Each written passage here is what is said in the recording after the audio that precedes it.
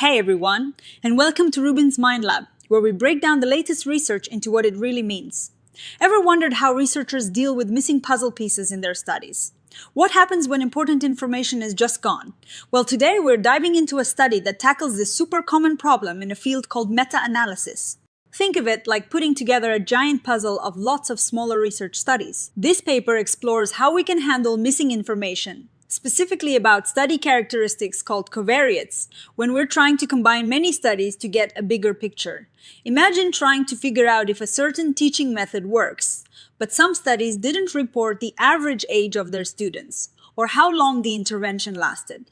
That missing info can make it tough to get a reliable answer. The researchers here are interested in a technique called multiple imputation, or MI, which is like cleverly filling in those missing puzzle pieces to get a more accurate final image, especially when the studies being combined have related findings within them, called dependent effect sizes. So, what is the big idea? Meta-analysis is a powerful way to summarize research, but it faces two big challenges. First, studies often report multiple related findings, meaning the results aren't completely independent. Second, crucial study details, the covariates, are often missing.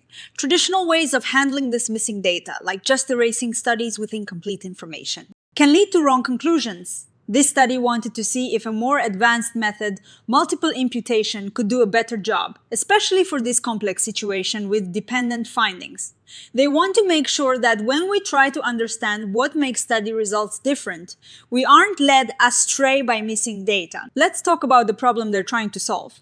Think of meta-analysis as putting together thousands of tiny research findings from many different studies on, say, the effectiveness of a new therapy.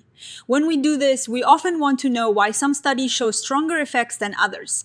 These whys are usually study characteristics, like the age of the people in the study, the type of intervention, or the research design. These are called covariates. Now, imagine that a bunch of studies didn't report these important details. It is like trying to build a complex machine when some of the critical gears are missing.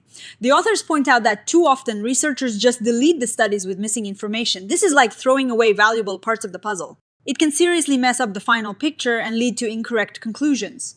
They're really pushing for better ways to handle this. To understand how they tackled this, we need a tiny peek at the math, but don't worry, we'll keep it super simple. They're talking about a meta-regression model. Think of it like this. You have a bunch of effect sizes, which are like the results from each study, and you are trying to see if those results can be explained by study characteristics, the covariates, just like in a regular statistics class. So, you have your outcome, the effect size, and you are predicting it with your study characteristics. The equation TKK plus K basically means the observed effect size Tk is made up of the true underlying effect size K plus some random error K. Then, the second part of the equation K0 plus 1 xk1 plus pxkp plus uk. This is where the magic of regression happens. Here, the true effect size K is explained by a baseline effect, 0, plus the influence of each covariate x multiplied by its specific effect size.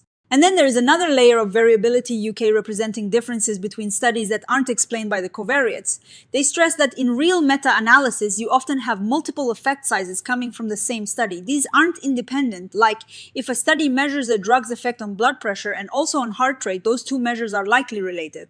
So they use a multi-level model that accounts for this. The equation TJKK plus JK shows this. The J here means there could be multiple effect size estimates within study K. The key problem is when those covariates, the X's, are missing. They compare a few methods, deleting data, which they call complete case analysis or CCA, and shifting case analysis or CCA. Then they look at different types of multiple imputation. Single-level MI treats everything as independent, which isn't ideal. Multi-level MI tries to acknowledge the study structure. And then there is a special kind substantive model-based MI, which tries to be really smart about how it fills in the missing data by using the specific structure of their meta-regression model. Their method section sounds like a science experiment. They ran computer simulations, which is like running many pretend studies to see how different methods perform. They created fake data that mimicked real meta-analysis situations. Including missing data, they generated data with different numbers of studies, different amounts of variation between studies, and different percentages of missing information. They then applied the different missing data handling methods to this fake data and compared how well each method recovered the true values they knew they'd put into the fake data to begin with. This helps them see which method is most accurate and reliable. They ran 2 main simulation studies. The first looked at a simpler setup with just 1 missing covariate. The second looked at a more complex situation with 3 covariates, some of which were missing. They carefully designed these simulations to see how things like how much data was missing, how much the studies naturally varied, and how many studies were included affected the performance of each method. They wanted to see if their new, smarter approaches worked better than the old, simpler ones. Now for the fun part, the results. Let's look at figure 1, which shows something called relative parameter bias, or RPB. Think of RPB as a score telling us how far off the method's estimate is from the real answer. A score close to 0 is great. Figure 1a shows the bias for the intercept, which is like a baseline or average effect. The results here are pretty clear. The old-fashioned way, complete case analysis or CCA, where you just delete studies with missing info, can lead to big errors in estimating that average effect. The bias gets worse when there is more variation between studies and more missing data. But all the multiple imputation methods, even the simpler single level one, did much better. They showed way less bias. Now figure 1b looks at the bias for the slope estimates. These are the effects of the covariates, telling us how much a study characteristic influences the outcome. Here, things get interesting. The single-level MI approach, called L1 MI, which ignored the fact that findings within a study are related, actually performed worse than even the deletion method, CCA. That is a big red flag. It suggests that simply ignoring the nested structure of the data can be very misleading. The better performers were the multi-level MI approaches, L2 MI and MB MI. They showed much less bias and performed similarly to each other. They also looked at relative standard error bias, or RSEB, which is about how accurate the estimate of the uncertainty is. A smaller RSEB means the estimated precision of the results is closer to the true precision. Figure 2 shows that, for the most part, the MI methods did a decent job here too, especially the multi-level ones, L1. MI again had some issues, showing less consistent RSEB for the slopes. Another crucial measure is confidence interval coverage rates, or CRs. This tells us how often the calculated confidence interval actually contains the true value. We want this to be around 95% for a 95% confidence interval. Figure 3 shows that CCA, the deletion method, led to undercoverage, meaning their confidence intervals were too narrow and missed the true value too often, especially when there was a lot of missing data or high study heterogeneity. The multi-level ME methods, however, maintained acceptable coverage rates. Moving to simulation study 2 with multiple covariates. Figure 4 paints a similar, albeit more complex picture. For the intercept, the deletion methods, CCA and SCA, still showed substantial bias. The ME methods, including the multi-level ones, performed well and were quite robust even with very high levels of missingness in the covariates. For the slope estimates in the 3-covariate model, figure 4b is quite telling. The deletion methods, including SCA and the single-level MI-L1 MI, all struggled. L1 MI was particularly problematic with a wide range of biases. You can see that the bias for incomplete covariates and complete covariates actually went in opposite directions for L1 ME, which is a messy result. On the other hand, the 2 multi-level ME approaches, L2 MIA MIA ME, were the clear winners. They showed relatively stable performance with much less bias in the slope estimates. Interestingly, they generally had smaller slope biases in the multiple covariate model compared to the single covariate model, which is a good sign that including more information in the imputation process helps. Figure 5 highlights another finding. When covariates are highly correlated, the deletion method SCA performed worse. But guess what? The MI approaches weren't really affected by how correlated the covariates were. This means EI is more stable and reliable when you have complex relationships between your study characteristics. To make it even more concrete, they included an illustrative example using real data from a study on interventions for young autistic children. They looked at covariates like age, IQ, and intervention duration. Table 1 shows the results from different methods. You can see that some of the estimates from the multi-level MI methods, L2, ME and MB-ME, are quite similar, which aligns with their simulation findings. They also noted that the L1 ME approach had fewer degrees of freedom for the incomplete covariates, which means less statistical power. The key takeaway here is that different methods indeed lead to different estimates and potentially different conclusions. So, what is the big picture here? The discussion section really drives home the main message. The researchers emphasize that how you handle missing data in meta-regression matters immensely. And when you have dependent effect sizes within studies, which is super common, you need to be extra careful. Their findings strongly suggest that blindly deleting data is problematic. The absolute standout finding is the importance of accounting for the multi-level structure of meta-analytic data. When the imputation process ignores this nested structure, like with single-level MIL1, media estimates for the study-level covariates can become biased, and the statistical conclusions you draw are likely to be wrong. This holds true for both standard errors and confidence interval coverage.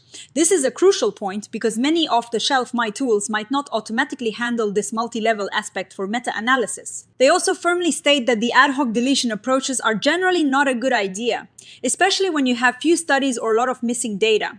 They explain that the bias from complete case analysis (CCA) particularly affects the average effect, the intercept, and can be even worse in more complicated models. Shifting case analysis, South Carolina A can be even worse because it not only deals with missing data but also introduces omitted variable bias. Interestingly, in their simulations, they found that the two multi-level MI approaches, the agnostic 1L2 MI and the substantive model-based 1MB MI, performed very similarly. This might seem a bit surprising, but they suggest it is likely because the specific models they used and the way they generated the data didn't include complex elements like non-linear relationships or interaction terms. They mentioned that when those complex relationships are present, the substantive model-based MI approach might show more pronounced advantages. They even ran a small follow-up simulation with an interaction term. And indeed, the substantive model-based MI showed improved performance, suggesting it is more powerful when the meta-regression model itself is more complex. Now, every study has its limits, and this one is no exception. They point out that they only looked at study-level covariates. But sometimes covariates can be at the effect size level. They also focused on normally distributed covariates, and real-world data can be messier. They also only simulated one type of missingness mechanism. Future research could explore these more complex scenarios, like binary incomplete covariates or mixtures of different types of missing data, like missing effect sizes and missing covariates. They also suggest looking into the impact of using auxiliary variables in the imputation process. So, to wrap it all up, this study gives us a really strong message. When you are doing meta-analysis with dependent effect sizes and you have missing covariates, pay attention to the structure of your data. Multi-level multiple imputation is a much better choice than simply deleting data or using single-level imputation when the data has a hierarchical structure. While the substantive model-based approach can offer advantages in more complex meta-regression models, even the multi-level agnostic approach provides a significant improvement over older methods. The researchers also kindly provided an example dataset and code to help other researchers implement these methods, which is a fantastic contribution. It's clear that the way we handle missing data can profoundly impact the conclusions we draw from research. This study provides crucial evidence supporting the use of more sophisticated structured methods like multi-level multiple imputation, especially in the context of meta-analysis with its inherent complexities. It really helps us get a more accurate and trustworthy understanding of the research landscape. What do you think about these findings? Have you encountered missing data in your own research or in studies you've read? Let me know in the comments below. If you found this explanation helpful, please give it a thumbs up, subscribe to RUBIN'S Mind Lab for more science breakdowns, and hit that notification bell so you don't miss our next video. Thanks for watching, and stay curious.